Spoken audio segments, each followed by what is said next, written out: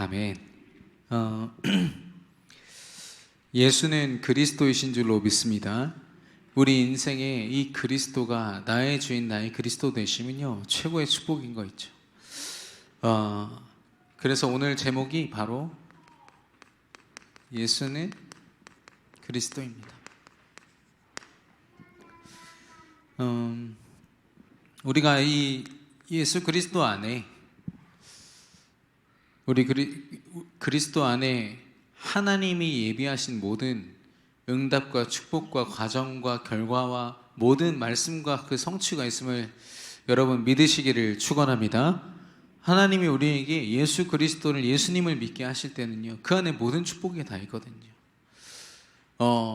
물론 그 예수님 옆에서 같이 십자가 처형을 당하면서 예수님과 함께 천국에 갔던 그 강도는요, 그 믿음은 부족하지만 그가 받은 구원은 부족하지 않았습니다. 하나님은요 우리에게 완전한 구원으로 이 언약을 허락하셨거든요. 이 아브라함이란 사람에게도 하나님은요 여자의 후손, 창세기 3장 15절에 분명한 그리스도의 언약을 가지고 그에게 믿음을 주셨고, 그 믿음을 가지고 가나안 땅으로 가라. 네가 의지하고 네가 의지할 만한 거 다 내려놓고 넌 나만 바라보고 말씀만 의지해서 가라. 그리고요 그 목표지도 정확하지가 않아요. 지시할 땅으로 가라. 그 말은 어디로 가는지 모릅니다. 그냥 그쪽 게 어디로 가는 거죠. 무슨 말입니까? 가야 할 바를 알지 못하고 나아갔다라고 히브리서 11장이 고백하고 있습니다. 하나님의 믿음은요 그렇습니다. 하나님의 뜻은 그렇습니다. 우리의 생각으로 이해하려고 그러면 안 돼요. 사실 우리의 어떤 방법을 가지고 이거를 좀 한번 파헤쳐보자. 수많은 신학자들, 수많은 철학자들, 수많은 생물학자들이요 그걸 도전하는데 지금도 밝혀낸 게 아무것도 없어요. 그들의 수준은요, 믿음이라는 수준은요 그들이 얻어낼 수 있는 게 아닙니다. 하나님이 주셔야 되는 거거든요. 특별히 이제 앞으로 우리 강단에서 계속 이제 창세기 여정으로 나오겠지만, 여러분 지금 창세기부터 이렇게 언약으로 계속해서 이 메시지가 풀어서 이렇게 설명되고 있다는 건 굉장한 축복입니다. 여러분 이게 다 정리가 돼가지고요 성경 66권이 저와 여러분의 삶 가운데 그리스도의 언약을 중심으로 이해되고 믿어지고 깨달아지는 그런 은혜 있기를 축원합니다. 그래서 감사하게도 우리 제가 지도하는 우리 청년부에서는 몇 명이 성경을 쭉 읽으면서 따라오고 있더라고요. 엄청 은혜 받고 있어요. 거기서 막 본문에 나오지 않은 지식들, 막 헬라어, 히브리어 막 이런 거 저한테 막 물어봐서 저도 막 요즘에 막 공부한다고 정신이 없는데, 이거를 알면 알수록요 이 안에 숨겨져 있는 이 비밀과 이 풍성한 은혜가요 이루 말할 수 없는 거 있죠. 근데 물론 이제 강단에서도 나오겠습니다만은, 여러분도 아시다시피 아브라함의 아들 이삭 기적처럼 낳은 거 아닙니까? 절대 불가능해요. 이미 그 폐경이 되었고 불가능한 상태였어요. 그냥 말로 들어도 이건 비웃음이 나올 수밖에 없는 그런 상황이었는데, 하나님이 주신 그 말씀대로 역사하셔서 잉태를 하게 된 아들이 이삭이죠. 그리고 그 이삭에게도 하나님 뭐라고 얘기하시냐면, 보통 이스라엘의 법으로는 장자가 축복을 받는 게 맞거든요. 근데 그들이 태어나기도 전에 태에 있을 때 이미 큰 자가 작은 자를 섬기리라, 이미 축복권을 하나님 바꾸셨어요. 그게 그 다음 때에 또 나옵니다. 요셉이라는 사람이 이제 애굽에서 자기가 총리로서 아들들을 낳아요. 그리고 자기 아버지를 고센 땅으로 모셔서, 야곱을 고센 땅으로 모셔서 이제 축복을 받는데, 아들이 이렇게 둘이 앉아 있는 거죠. 그 아들들에게 축복하는데 이삭이요 이렇게 해야 되는데 손을 엇갈립니다. 벌써 자세가 이건 이상하잖아요. 그래서 요셉이 지금 뭐 하시는 겁니까? 이쪽 손으로 장자를 축복하고 이쪽 손으로 그 다음 축복하셔야죠. 그랬더니 나도 안다 하면서 이렇게 해요. 무슨 말입니까? 하나님의 축복권은요 사람의 기준으로 바꿀 수 없는 거예요. 누가 봐도 그대로 하는 게 맞거든요. 에서가 축복받는 건 맞는데 하나님 보실 때는 야곱을 선택하신 거죠. 하나님의 이 섭리는요, 우리가 이해할 수 없고요, 때로는 우리가 측정할 수 없습니다. 우리가 계산할 수도 없고요. 여러분 정말 믿음으로 이 여정 끝까지 함께 걸어가기를 예수님의 이름으로 축원합니다. 이해하려고 우리가 막 연구하고 좋습니다. 성경을 공부한다는 건 참 좋은 거지만 자칫 우리 생각에 매몰돼 버리면 하나님의 그 풍성한 믿음을 놓칠 때가 있거든요. 제가 그 서울에 많은 신학교들은 이미 자유주의에 물들어 있어요. 그 사당 총신대도 그 검열을 하지 않으면 안 될 만큼 많은 교수님들이요, 그 유혹에 빠져요. 성경을 인간의 어떤 생각과 상식으로 이해해 보려는 도전이죠. 그게 자유주의 신학인데 사실상 들고 들어가 보면 하나님이 없습니다. 그렇게 사실 그게 신학이 아니죠. 그런 어마어마한 도전들이 되고 있는 중에 하나님이 저와 여러분에게 믿음을 주셨는데요, 우리가 이 예수가 그리스도다, 이 안에 모든 문제와 모든 해답이 다 있다. 근데 애굽이라는 눈앞의 현실이에요. 적지 않게 우리의 신앙을 방해합니다. 그리고 더 무서운 거는 이 현실을 가지고 내가 어떤 경험을 해봤다, 예전에 이 어려움 속에서 내가 노력해서 좀 이겨내봤다 하는 사람들은요, 죄송하지만 기도 안 합니다. 왜냐하면 내가 해본 적이 있으니까. 이것도 이번에도 내가 이겨낼 수 있을 거야 하는 생각으로 영적인 도전 전혀 없이 도전하게 되거든요. 이 현실 앞에서요, 다른 게 아니라 내 방법을 쓰는 겁니다. 세상에서 배운 방법, 사람들이 가르쳐준 것, 사람들이 인정하는 것. 그러니까 얼마나 많은 얘기를 들었겠어요. 네가 가장이 맞다면 지금 가나안 땅에 기근이 들어서 다 굶어 죽게 생겼는데 빨리 애굽으로 이동해서 입에 풀칠이라도 해라. 그게 가족을 지키는 거 아니겠냐. 이런 얘기를 들었을 때 가장으로서 여러분 어떠시겠어요? 무슨 용단이라도 내려야 되지 않겠습니까? 근데 중요한 건 하나님은 가나안 땅으로 가라고 하셨지 그 이후에 말씀을 주시지 않았어요. 그 말은 뭐냐? 하나님의 언약을 붙잡고 기다리라는 거죠. 하나님의 역사를 체험하라는 겁니다. 물론 이 다음에 이 아브라함은 결국 체험하게 되죠. 하나님은 그 말씀대로 내 모든 여정을 책임지시고 끝까지 나와 함께 하시는 능력이 하나님이시다. 그때부터는 아브라함이 흔들림이 없습니다. 근데요, 이때는 굉장히 재빠르게 세상 사람들과 똑같은 판단을 한 거죠. 물이 있는 곳으로 가자, 기근이 없는 곳으로 가자, 문제가 없는 곳으로 가자. 우리가 제일 많이 속는 부분이기도 합니다. 기근은요, 하나님의 전적인 역사를 체험하는 절호의 기회입니다. 그래서 때로는 우리가 세상 방법도 우리가 다 알고 있지만 믿음으로 도전하는 겁니다.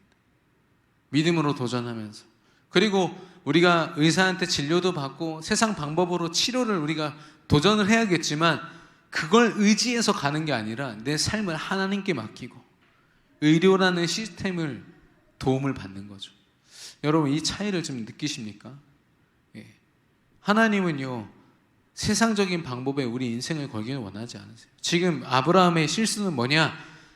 우리의 생사화복이 기근이냐 기근이 아니냐에 있다, 이러고 딱 결론 내린 거죠. 그래서 사실상 하나님께 질문 한 번 하지 못한 채로 부랴부랴 애굽으로 내려가서 그런 많은 반복되는 불신앙 속에서, 그렇죠, 불신앙과의 그런 싸움에서 좀 패한 몇 안 되는 그런 경험 중에 하나였습니다. 가나안 땅은 뭡니까? 가나안 땅. 말 그대로 하나님이 약속하셨기에 이 땅은 믿음으로 대표되는 땅입니다. 나중에 이 가나안 땅을 정복할 때도 마찬가지지만 믿음으로, 믿음으로. 어떤 사람의 방법으로 점령을 하고 정복할 수 있는 땅이 아닌 거 있죠. 온전히 믿음으로 하나님의 역사를 기대하며 나아갔을 때 하나님이 그 믿음을 보시고 역사하셨어요. 믿음이 없을 때는 철저하게 그들을 무너뜨리셨어요. 이스라엘을요. 하나님이 그들을 사랑하지 않으셔서가 아니라 하나님은 그들이 온전한 믿음으로 참된 행복과 참된 삶의 의미를 찾아 살기를 원하셨던 거죠. 가나안 땅은요, 하나님의 방법입니다. 하나님이 그들을 축복하시는 방법.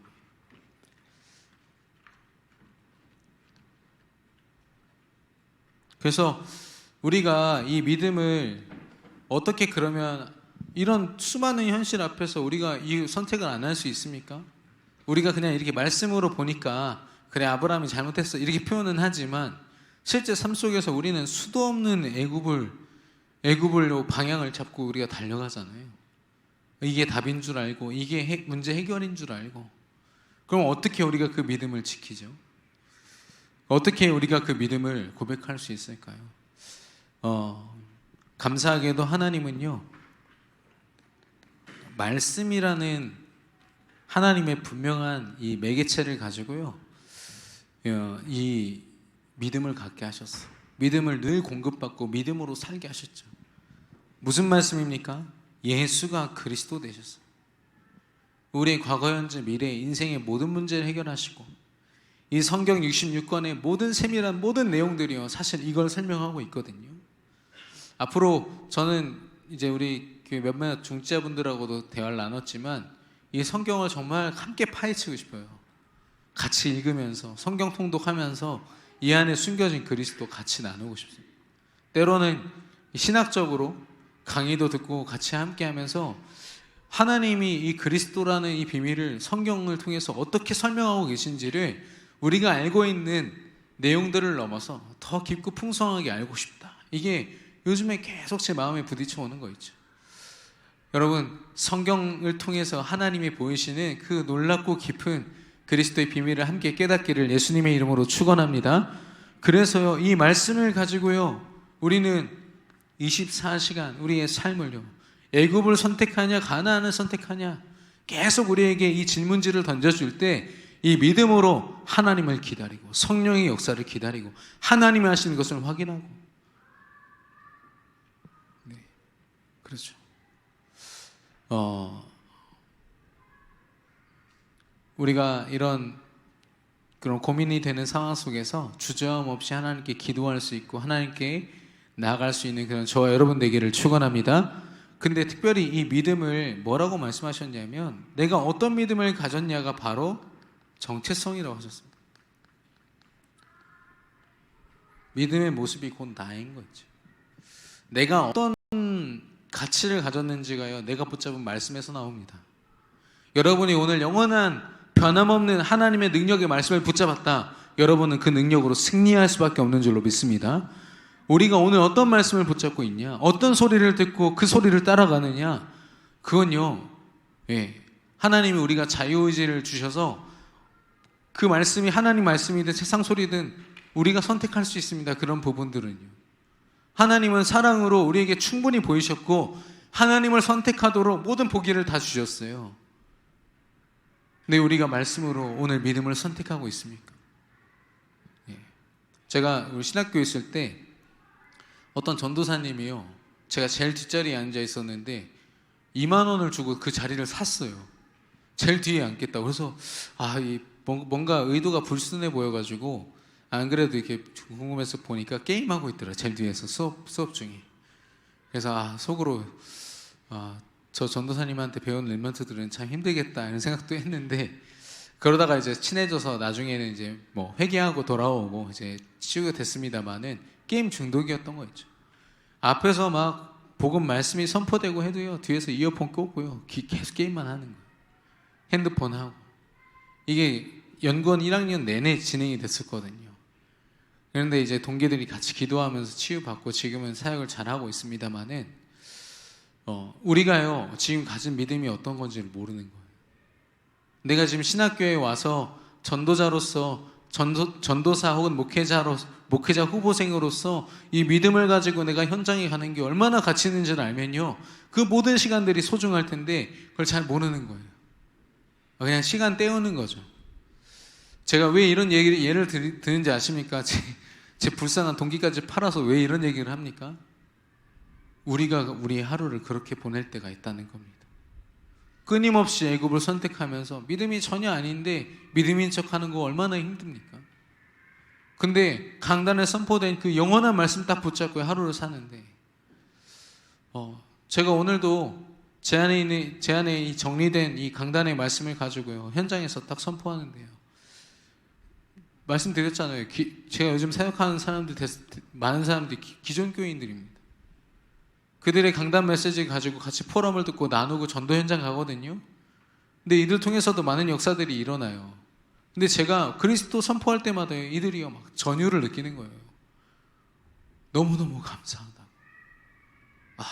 내가 지금 알고 믿고 누리고 있는 그리스도의 이 메시지가 엄청난 메시지구나를 저는 오늘도 또 확인하고 왔어요. 하나님은 우리에게 이미 다 주셨어요. 그리고 이 믿음이 곧 우리 자신이라고 말씀하십니다. 여러분, 나를 지키고 또 우리 가정을 지키고 또 내 공동체를 지키고 우리 교회를 지키고자 하십니까? 여러분, 정말 말씀 따라서 하나님이 말씀하신 가나안에 머무를 수 있는 믿음 있기를 예수님의 이름으로 축원합니다.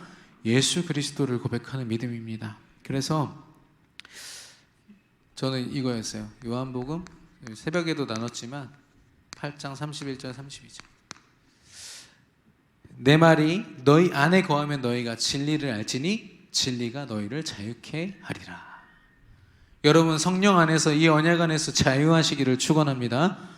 늘 내가 뭐 해야 되지, 어떻게 하지, 내가 어떻게 가정을 먹여 살리고 이 글을 어떻게 하지 계속 걱정하고 두려워하고 불안해하고, 그게 아니라 하나님께 완전히 전적으로 맡기고 하나님의 은혜와 사랑으로 살아가는 저와 여러분 되기를 축원합니다. 하나님이 저와 여러분에 주시고자 하는 참 응답이 무엇입니까? 우리가 보이지 않는 전신갑주 막 무장해가지고 현장 가서 막 성령의 칼 휘두르면서 전도하고 안 돼도 되게 하라 막 이렇게 약간 다락방 좀 흐름이 그렇잖아요. 전도 안 되면은 좀 이렇게 좀 뒤쳐져 보이고 내가 지금 응답 못 받는 것처럼 보이고 실제로 그렇습니다. 제가 느낀 바이기도 하고요. 저의 어쩌면 자격지심이기도 하겠지만 한때는 그것 때문에 제가 전도되는 척, 전도할 수 있는 척 정말 많이 힘들었어요. 언제가 솔직히 제일 힘들었냐면 담임 목사님이 이제 주목으로 이제 와가지고 교회에서 이제 현장을 배워야지 했는데 저보고 캠프를 주도하라고 하시는 거예요. 지역에서 팀 나눠가지고 캠프를 하라고 하시는데 그때 뭐 심일선 목사님, 우재신 목사님 다 계신데 저보고 하라고 하시니까 제가 일단 했어요. 하긴 했는데 그때마다 뭔가 그래도 성도님들이신데 우리 주목님이 준비하셨대. 그럼 뭐라도 해야 되잖아요. 제가 그때 아마 머리가 제일 많이 빠지지 않았나. 제가 숱이 많은 편인데 김금영 원사님이 그때 한창 캠프 중에 목사님 그렇게 숱 많지 않아요. 방심하지 마세요 이러시더라고요. 늘 자부하던 저인데 그렇게 죄송합니다. 목회자가 이렇게 전도를 하는 거 갖고 그렇게 고민할 수 있냐? 할 수 있죠. 왜냐하면 전도는 제가 하는 게 아닌데 뭔가 되는 것처럼 하려는 게 얼마나 힘든지 아십니까? 여러분 중에도 그런 분 계십니까? 근데 중직자분들 중에 그런 고민 안 해보셨으면 좀 아쉽죠. 중직자분들도 그런 열망들이 있을 거라고 저는 봅니다. 많은 분들이 질문하시고요. 근데 전도가 진짜 하나님의 응답입니까? 물론 하나님이 더하시는 부분이기도 하지만 그 철저하게 하나님 영역입니다. 우리가 말을 잘하고 우리가 막 그림 같은 타이밍에 들어가서 전한다고 그게 전해집니까? 하나님의 참 응답은 뭐냐? 하나님과의 관계 속에서요, 하나님과 임마누엘로 함께하는 것입니다. 여기에 비밀이 있어요. 내가 아무리 착하게 살아도요, 하나님이 느껴지지 않는 사람은 그 선행이 다 헛되다라고 얘기했습니다. 반대로 복음을 알고도요, 자기 멋대로 사는 사람이 있어요. 죄가 죄인지 모르고 먹고 마시면 사람들이 있어요. 그 사람들은 하나님을 못 느끼는 거죠. 그 믿음이 정말 그 가치가 땅에 떨어져서 집 밟힐 정도로 정말 그걸 가치 없게 대하는 거예요. 하나님이 주신 믿음을요. 우리 강단에서도 말씀하시지 않았습니까? 그 행위를 통해서 사실상 너 구원 못 받았어. 우리가 서로 정죄할 수는 없습니다만 나의 믿음을 한번 확인해 보시라니까. 제가 이렇게 제가 엊그저께도 대학 찬양팀 광양 임마누엘 교회에서 진행됐던 찬양 캠프에 참여하고 진짜 은혜 정말 많이 받고 왔습니다. 얼마나 많이 받고 왔는지. 근데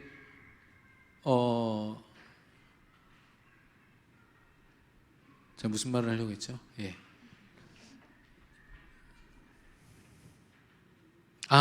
제가 찬양 사역을 하다 보면 뭐 합창팀 200명 제가 막 반 먹이면서 막 연습도 시키고 합숙도 시키고 다 해봤어요. 10년 동안 저희 그거 계속 했잖아요. 여러분도 아시잖아요. 근데 찬양하려고 써가지고요 막 찬양해요. 그 내려와서 뭐라고 하냐면, 야, 너 외계인이 없다고 생각해? 갑자기 이렇게 얘기해요. 복음이 아니에요, 얘가. 그래서 애들이 이제 제보를 하죠. 쟤 좀 이상해요. 그러면 이제 저희가 사역자들이 조용히 보고 있다가 이틀째 밤에 불러냅니다. 그래서 확인해 보면 믿음이 전혀 없어요. 어떻게 여기 왔는지 모를 정도로. 근데 그런 찬양팀 200명 안에요 4명 5명이에요 목사님 아들들도 있어요. 그렇게 해요. 그 WRC 그 뒤에 무대에서요 무릎 꿇고 영접하는 애들이 수십 명입니다. 제가 무슨 말을 하고 싶냐, 믿음이 있는 척은 다 할 수 있습니다. 찬양까지도 부른다니까요. 그 엄청난 고백을 입으로 해내면서도 안 믿어요. 안 믿습니다.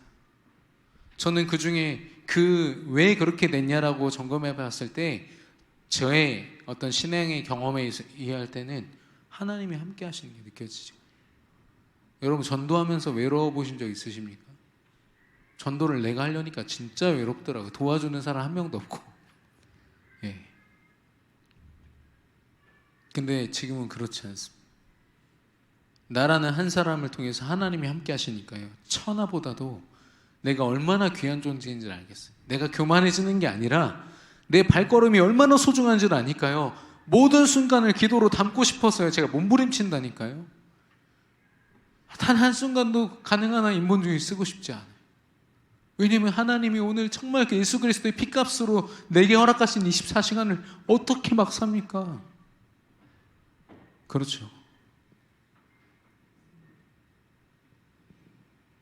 그래서 어제도 담임 목사님께서 전화 주셔가지고 지금은 어떤 중요한 결정을 내리는 시간이 아닌 것 같다. 진짜로 기도하고 완전히 하나님 앞에 엎드리는 게 우리가 해야 할 본분이다. 그래서 말수도 줄이고 다른 방법 쓰지 마라. 기도하자 얘기하셨는데 제가 마음이 얼마나 감사하고 편안하던지. 하나님이 진짜 주시고자 하는 응답은요 하나님이 함께 하시고자 합니다. 여러분 정말로 이 그리스도 이름으로 하나님의 임마누엘의 축복 누리시기를 축원합니다. 예수가 그리스도이십니다. 우리에게 왜 주셨습니까? 우리를 구원하시려고. 창세기 3장 15절에 여자의 후손 예수 그리스도가 오셔서 마귀의 머리를 상하게 할 것이다. 이 땅에 사단을 상대할 존재는 아무도 없습니다. 그러나 예수님의 이름은요 사단을 압도하고 사단의 머리를 깨뜨린 능력의 이름인 줄로 믿습니다. 이걸요 그래서 원시복음이라고 합니다. 처음 선포된 복음이에요. 여기에서부터 하나님의 구원 사역은요 시작되었습니다. 예, 이미 영세전부터 준비되어 있던 거지만 인간의 역사에서 하나님이 처음으로 말씀으로 선포하셨고 언약하신 복음이라는 거죠. 이사야서 7장 14절 예수님이 오시기 전에 600년 전 500년 전에 이미 보라 처녀가 잉태하여 아들을 낳을 것이 그 이름이 임마누엘이라 하리라. 마태복음 1장 23절에 보니까 그 뜻이 뭐냐, 하나님이 우리와 함께 계시다 함이라. 예수님이 왜 오신다고요? 우리와 함께 하기 위하여서. 그래서 이 구약에서요 이미 예수님을 향한 이 언약이, 구약이라는 뜻이 오래된 약속이라는 뜻인데 이 구약을 통한 하나님의 약속이 이미 완성되어 있었던 거죠. 예수님이 왜 오셨습니까? 요한복음 3장 16절 하나님이 세상을 이처럼 사랑하사 독생자를 주셨으니 이는 저를 믿는 자마다 멸망하지 않고 영생을 얻게 하려 함이니라. 하나님이요 저와 여러분을 너무 사랑하셨어요. 우리를 막 영적 군사 경계하는 자 하나님의 법대로 맞습니다. 그렇게 사는 거 맞는데요. 하나님의 사랑 안에 거하기를 원하시는 거예요. 하나님과 함께하기를 원하시는 겁니다. 우리는 그런 하나님의 의도를 계속 뭔가 행위로서 표현하려고 하거든요. 여러분 정말 누군가 사랑해 보셨습니까? 행위는 따라갑니다. 내 물질 같은 거 다 올인하거든요. 예. 하나님을 정말 사랑해 보셨습니까? 하나님의 사랑을 그리스도 안에 느껴보셨습니까? 내 하루를요 하나님께 어떻게 드려야 될지를 계속 고민하게 됩니다. 하나님의 구원은요, 하나님의 그리스도에 대한 표현은요, 하나님의 사랑입니다. 계시록 3장 20절, 하나님이 끊임없이 우리 마음의 문을 두드리시고 내가 너와 더불어 먹고 너는 나와 더불어 먹기를 원한다.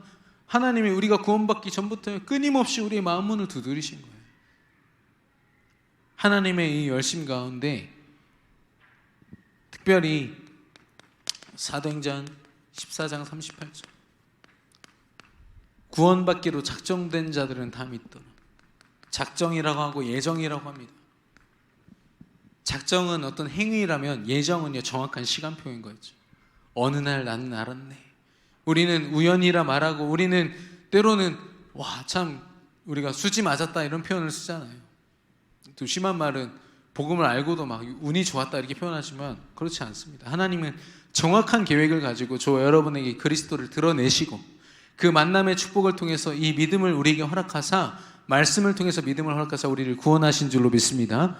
우리가 그런 하나님 자녀들인 거 있죠. 하나님의 정확한 작정 속에서. 그래서 그렇게 들은 예수 그리스도의 복음을요 요한복음 10장 9절에 10절, 마음으로 믿어 의에 이르고 입으로 시인하여 구원을 받았다고 했습니다. 하나님이요 루디아의 마음의 문을 여셨던 것처럼 우리에게요 우리의 마음을 여셔서 이 그리스도를 믿음으로 영접하게 하셨어요.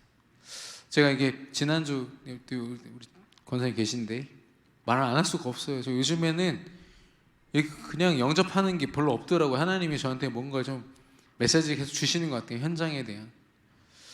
우리 권사님의 소개로 가가지고 그 직장 동료분한테 복음을 전했어요. 전할 때 좋았어요. 이분이 그래도 듣고 싶어하는 마음이 있으니까요. 너무 잘 듣더라고요.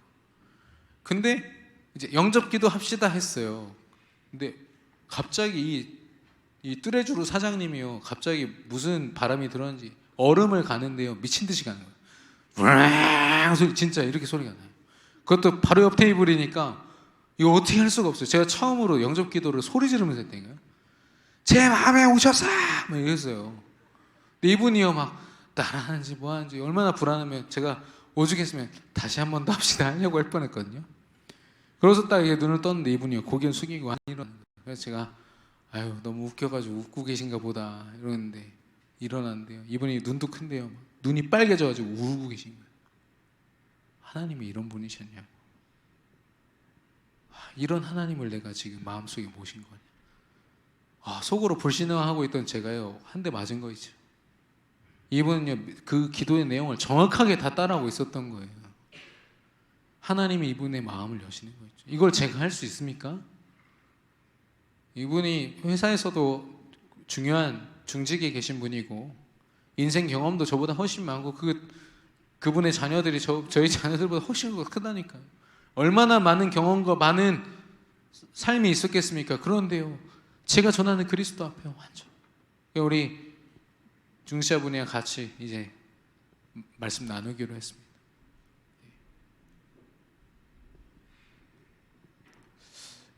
마음으로 믿어 의에 이르고 입으로 시인하여 구원을 받았다. 저와 여러분은 이 믿음을 가지고 하나님의 자녀가 된 최고로 축복받은 사람들인 줄로 믿습니다. 아무나 믿는 거 아닙니다. 하나님의 작정 속에 있는 자들. 그래서 요한복음 1장 12절에 보니까 영접하는 자 곧 그 이름을 믿는 자들에게 하나님의 자녀가 되는 신분을 주셨으니, 신분이 바뀌었다는 건요 그가 누리는 권세도 바뀌었다는 것이고 그가 지금 살아가는 이 삶의 이 판이 바뀌었다는 겁니다. 완전히요. 문제는 그대로 있어요. 가정 배경들 다 똑같습니다. 근데 사는 삶이 완전 달라졌죠. 하나님께 기도할 수 있고 이젠 내 생각, 내 감정으로 견뎌내고 버티는 것이 아니라 하나님께 다 맡기고 평안할 수 있고 행복할 수 있는 자. 예. 아니, 저와 여러분은 이런 구원받은 사람들이에요. 여러분 정말 믿으십니까? 여러분 정말 성경 구절 읽으면서 여러분 한번 묵상해 보세요. 하나님이 어떤 구원을 주시나. 예, 지금 성경 구절 몇 개 가지고 지금 여러분과 장난치자는 게 아니라 성경을 통해서 하나님이 확증하신 내용이에요. 예, 이걸 가지고요 현장에서 수많은 사람들에게 지금 복음을 증거하고 있고 함께 말씀을 나누고 있습니다. 그 지난 주일인가요? 토요일인가? 트럼프 대통령이 연설하다가 총 맞아가지고 그 기적이라고 하더라고요. 원래는 이 얼굴 안면이 맞아야 되는데 돌아서면서 이렇게 귀가 맞은 거죠. 근데 그 타이밍이 참 좋았어요. 아파! 하면서 엎드렸으면은 사진에 되게 추하게 나왔을 텐데 뭐라 했죠? 싸우자! 하면서 이렇게 들었는데 그게 타이밍이 딱 맞아요. 위에 미국 국기 있죠? 앞에 경호원들이 막고 있죠? 이거 진짜 영화 화보처럼 나왔어요. 그래가지고 진짜 플리처상 이제 수상할 거라고 이렇게 하더라고요. 역사에 남는 사진. 여러분 타이밍이 중요합니다. 이런 선택 속에서요 예수가 그리스도다. 이게 역사에 길이 남는 고백이라니까요. 구원받은 저와 여러분은 오직 믿음만 고백하게 되기를 축원합니다. 예, 새벽기도 때 말씀드렸지만 유진박 씨 아시죠? 저는 그 사람 연주가 너무 아름다워가지고요. 이게 일부러 MP3로 예전에 다운받아서 듣기도 했거든요. 이 사람이 천재 아닙니까? 약간 이렇게 자폐인가요? 그게 있습니다. 장애 판정을 받기에도 좀 그런데 사람들을 대하는 걸 좀 이렇게 미숙해요. 열 몇 살 수준이라고 얘기를 하더라고요. 근데 이 사람이 지금 성인이 되어 있을 때였는데 20대 초중반이었는데 한참 활동하고 있을 때 갑자기 이 사람이 사라졌어요. 왜 그런가 보니까요. 이 동네 깡패들한테요 이상한 계약을 쓴 겁니다. 계약 내용도 보니까 말도 안 되는데 거기 도장을 찍고요. 한 번 할 때마다 몇천 원 받고 하는 거예요. 이 사람이 실력으로 보면 몇백만 원, 몇천만 원의 가치를 한 사람인데 이 깡패들이 끌고 다니면서요. 동네 시골 무슨 이상한 뭐만 있으면 이 사람 다 세워가지고요. 돈 다 받아냈나요? 자기들이 다 착복하고. 완전히 폐인같이 돼가지고 온몸에 멍들어서 발견됐잖아요. 다 구속됐습니다만은 유진박 씨가 완전 지쳐가지고 결국에는 가족품으로 돌아오고 그리고 무엇보다도 이제 자기의 그런 걸맞는 무대에 딱 섰는데요. 그 소리가 모든 사람을 다 울렸다니까요. 저와 여러분의 삶을 통해서 드러내는 그리스도, 이 가치 있는 그리스도를 드러낼 때 사단은 끊임없이 우리를 현실이라는 걸 가지고 질질 끌고 다니면서 우리의 가치를 다 상실하게 만들어요. 야, 하루 먹고 하루 사는 거, 먹고 마시는 거, 그거 걱정하는 게 네 삶이야. 너 그것만 해. 계속 그거 만드는 거예요. 나 중심으로 내가 가진 거, 내 성공, 이것만 바라보고 살게 만드는 거예요. 우린 그런 존재 아닌 거 있죠.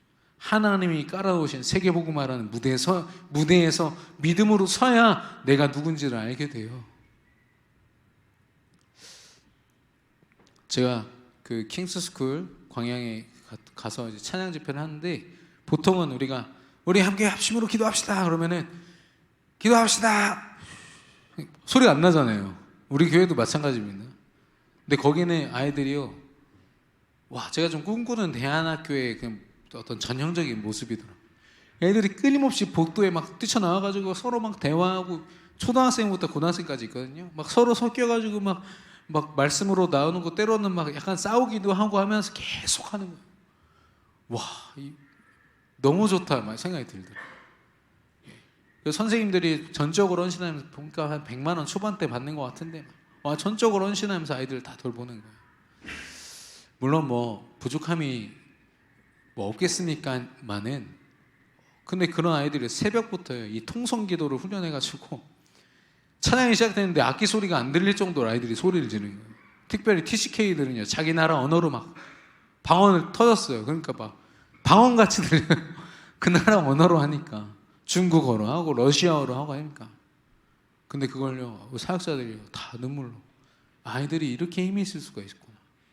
거기는 수요 예배도 청소년들이 하고 금요기도회는 대청부가 한다고 하더라고요.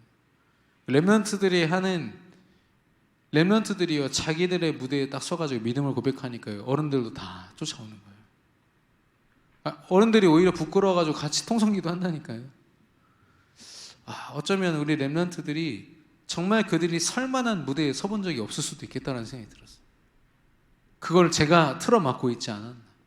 아이들이 물론 학업을 가지고 미래를 도전하고 너무 중요하고 그거에 대해서 저는 이런 방구 말할 필요 없이 열심히 해야 되고 최선을 다해야 되고 저는 가능한 한 1등 해야 됩니다. 그런데 그들이 놀아야 될 판은요 내 생존을 두고서 내 실력을 키우는 게 아니라 내 모든 걸 책임지신 하나님 앞에 믿음 고백하는 거잖아요.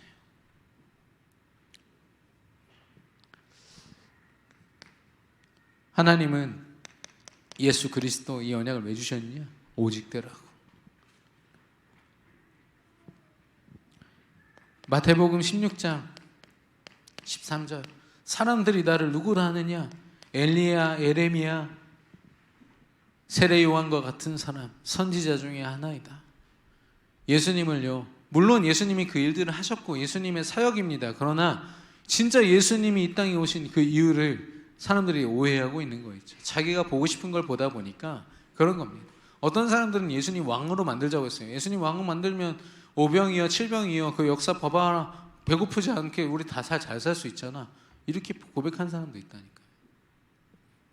예수님을요 오해한 거죠. 자신들의 수준에 따라서. 그때 예수님이요 그들은 그렇다 치고 너희는 나를 누구라 하느냐. 그때 예수님의 제자들이 주저하고 있을 때 어쩌면 가장 무식한 대열에 서 있던 베드로가 주는 그리스도시요 살아계신 하나님의 아들이십니다.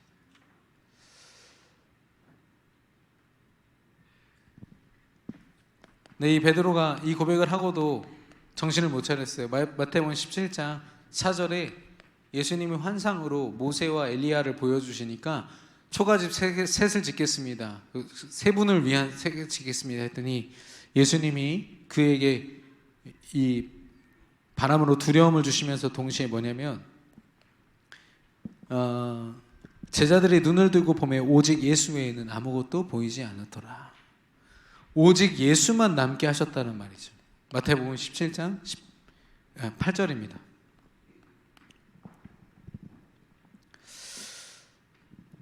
예수님께서도 직접 말씀하셨죠. 요한복음 14장 6절에 내가 곧 길이요 진리요 생명이니 나로 말미암지 않고는 내가 아니고는 오직 내가 아니고는 아버지께로 올 자가 없느니라. 하나님의 참 응답이 함께가 맞다면요 하나님과 함께 할 수 있는 방법 또한 오직 예수밖에 없는 줄로 믿습니다. 그래서 요한복음 14장 6절 제가 오늘도 기존 교인들이죠 그런 분들이랑 같이 대화를 나눴습니다만 이분들이요 삶이 우리보다 나아요. 왜냐? 이들에게는 하나님을 만나고 싶고 하나님을 간구하고 이런 열망이 있어요. 그러다 보니까 이거를 그리스도로 누가 딱 풀어주질 않으니까 계속 행위로서 뭔가를 하고 싶은 거예요. 교회에서 헌신도 하고 그 어떤 사랑의 표현도 하고 그러니까 그냥 삶만 보면요 우리보다 더 나은 것도 같아요. 근데요 그리스도라는 게 딱 선포되니까 그들이요 이거군요 이렇게 얘기하는 거예요. 하나님이 우리와 함께 하시는 비밀 오직 이걸 깨달은 베드로가 뭐라고 고백합니까?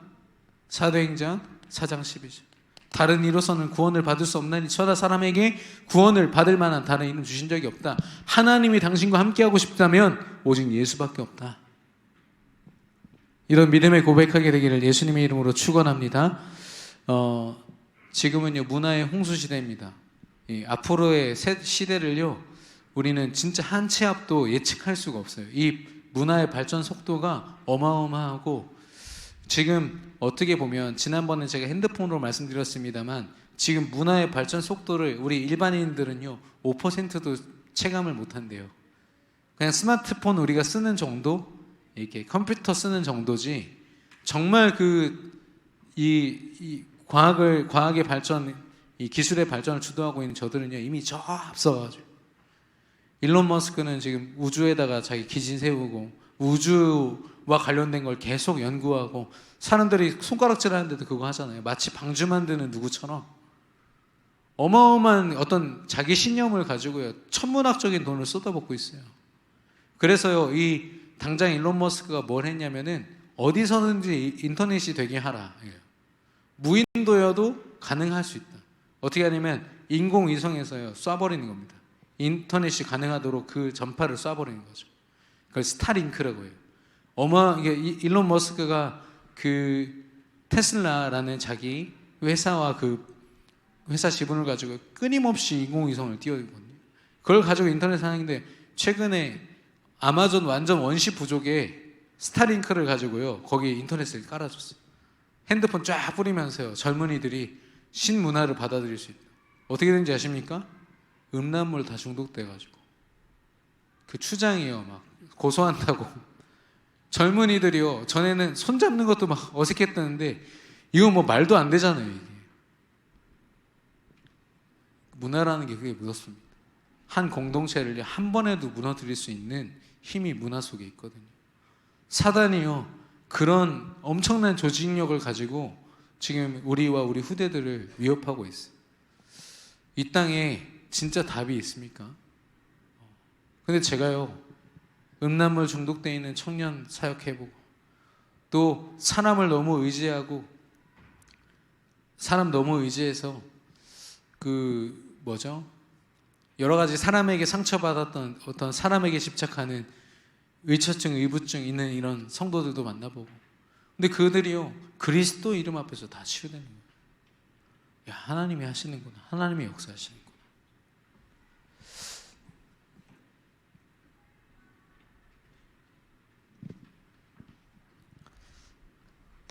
세 번째로 예수가 그리스도이신 그 언약은요 우리에게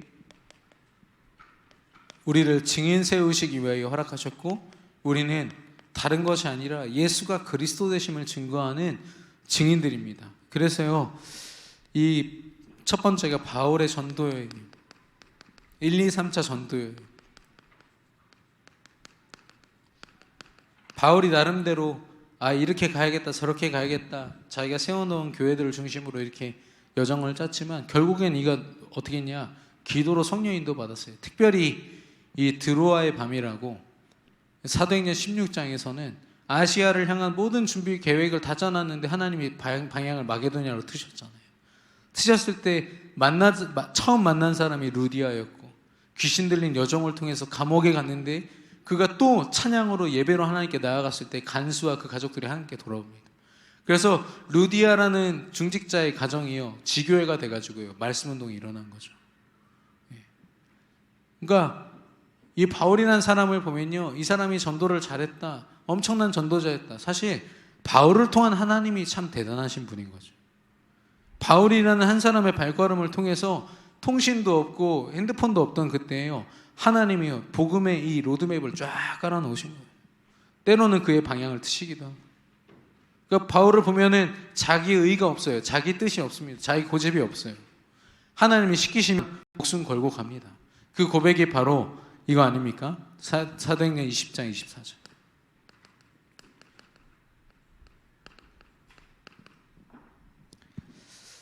이 생명의 복음을 증거하는 일을 마치려 하면 내 생명조차 귀한 것으로 여기지 아니하겠노라 고백하고 있습니다.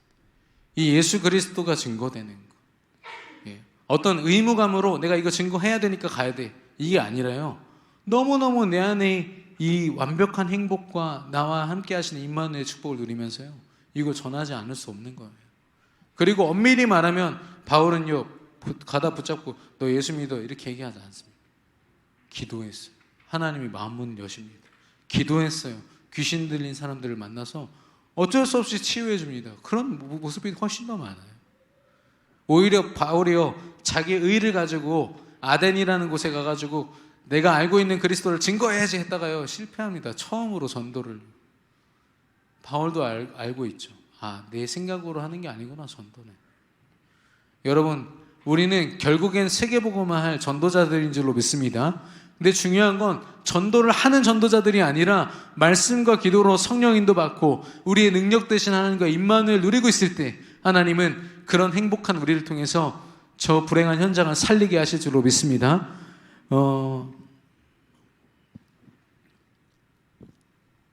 그래서 마태복음 28장 18절에서 20절 예수님도 말씀하시죠. 하늘과 땅의 권세를 가지고 내가 너와 함께 할 거다. 이게 전도의 비밀인 거예요. 예수 그리스도를 통해서요, 우리가 하나님과 함께하는 그 축복을 매일 매순간 24시간 누릴 수 있다. 하나님이 되어지는 전도, 되어지는 세계복음화 응답 우리 허락하실 줄로 믿습니다. 근데 우리 24시간이 사실 여기에 너무 많이 머물러 있기 때문에 우리가 생각하는 것만큼 하나님이 하신 역사를 보지 못할 때가 더 많습니다. 그러나 우리의 삶이 조금만 하나님께 방향 맞추고 우리 시선을 돌려서 하나님 바라보면요, 하나님 정말 물밀듯이 기다린 것처럼 루디아, 야손 이런 중직자들, 제자들과의 만남을 허락하실 줄로 믿습니다. 그 서울의 어떤 병원에서요, 이 피부과 병원인데 이게 향정신성, 마약류 이런 약품을 조용히 빼돌려가지고 이렇게 파는 거죠. 근데요, 거기 온 사람들이 돈이 엄청 많은 부자들이에요. 근데 이 사람들 그 CCTV를 보니까 돈을 이렇게 쌓아놓고요, 그 의사한테 제발 한 번만, 하나만 더, 하나. 그 돈 많고 그 힘 있는 그 슈퍼카 타고 와가지고요, 막 구걸하는 거예요. 제발 한 번, 하나만 더 달라고, 한 번만 더 맞게 해달라고. 얼마나 불행하면 그런 약물에 의지해가지고 자신의 삶을 걸겠습니까? 결국에는 하나님의 약속 그대로 오직 성령이 임하시면 땅끝까지 증인이 되리라. 하나님의 저와 여러분을 증인의 대열에 지금도 세우셨고 우리 인생을 증인의 삶으로 완성시키실 줄로 믿습니다. 우리가 어떤 직업을 갖고 어떤 전문성을 가지고 어떤 일을 하게 될지는 몰라요. 그러나 우리의 발걸음 자체가, 우리의 호흡이 그리스도 안에 있을 때, 하나님과 함께하면 축복을 누릴 때 우리 모든 삶을 통해서 하나님 세계복음화를 이루실 줄로 믿습니다. 그 이스라엘이랑 지금 하마스랑 전쟁하고 있는데 이스라엘이 약속했던 게 있거든요. 그 어떤 가자 지구 옆에 어떤 마을, 거기에는 안전지대이기 때문에 거기에다 주민들을 모아놓으면 우리가 절대 폭격하지 않겠다 약속했어요. 근데 엊그저께 폭탄 날렸죠. 900kg짜리 1톤 되는 거를요, 거기에 떨어뜨려가지고 100명이 한 번에 직사했거든요. 그래서 이스라엘이 지금 전 세계적으로 지탄받고 있습니다. 약속해놓고 어떻게 그럴 수가 있냐. 저는 그거 보면서 야, 사단이 이렇게 하겠다. 경제라는 안전지대, 가족이라는 안전지대, 믿음 빼고는요 다 안전지대인 것처럼 다 만들어 놓고 거기에 완전 생을 걸게 만든 다음에 폭탄 딱 터뜨리는 거죠. 여러분, 오직 그리스도만 바라보시기를 축원합니다. 오직 예수 그리스도 안에 있을 때요, 하나님이요 우리 삶을 보장하시고 지키시고 인도하실 줄로 믿습니다. 우리 김영호 성사님께서 시국 집중훈련으로 이제 말씀 전하시고 오늘 오셨거든요. 근데 시국에서는요, 자기들 그 사상에 맞춘 그런 성경을 자기들 신학자들을 동원해가지고 성경을 편집하고 있어요. 그래서 그 중국 자기들의 어떤 이 중화 사상에 맞춘 성경이 곧 이제 발행이 됩니다. 그걸요 무제한으로 찍어내서 전 세계 교회도 다 보낼 예정이라고 하더라고요. 그만큼 사단이 얼마나 집요한지요. 그리고 얼마 전에 복음을 전도하던 어떤 외국인이요 19개월 외국인임에도 불구하고 자기 나라 법으로 그렇게 만들어 버린 거 있죠. 얼마나 안타까운 현장인지 모릅니다. 이 복음을 철저하게 사단이 다 가로막고 자기 시스템을 가지고 불신자들에게 복음이 단 한 번도 증거될 수 없도록 계속 틀어막고 있는 겁니다.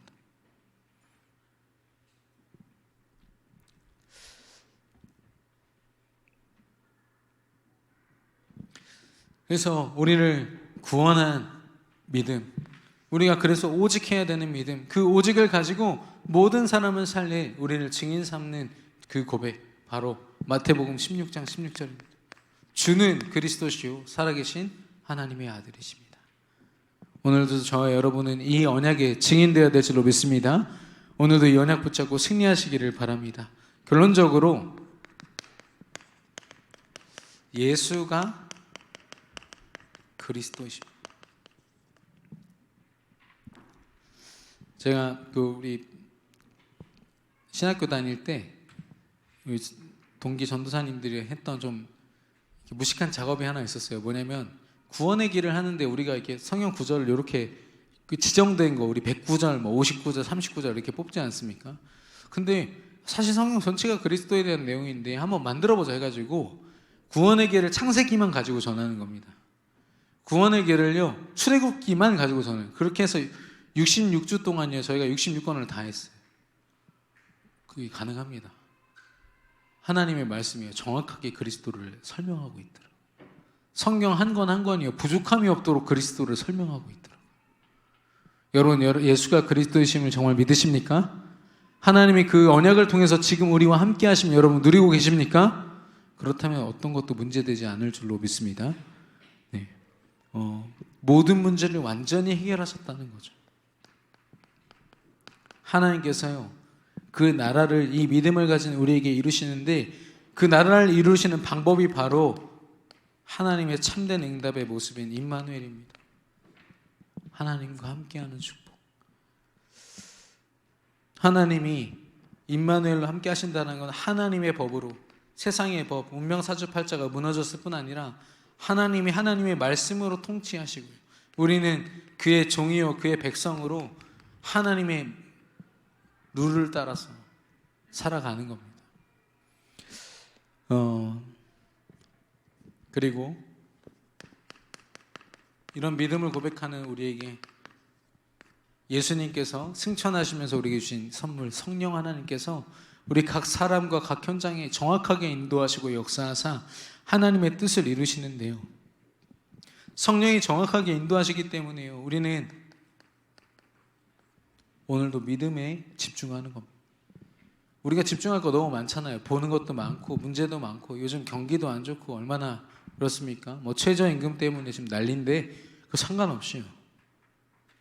우리 현실에 매이지 않고 묶이지 않아도 될 만큼 우리가 말씀에 매여서 성령에 묶여서 하나님의 나라를 누리면서 나아갈 때 하나님은 우리뿐 아니라 우리 후대들까지도 또 우리가 보지 못하는 저 미래까지도 하나님께서 책임지시고 인도하실 줄로 믿습니다. 네. 우리 옆 사람에게 고백하겠습니다.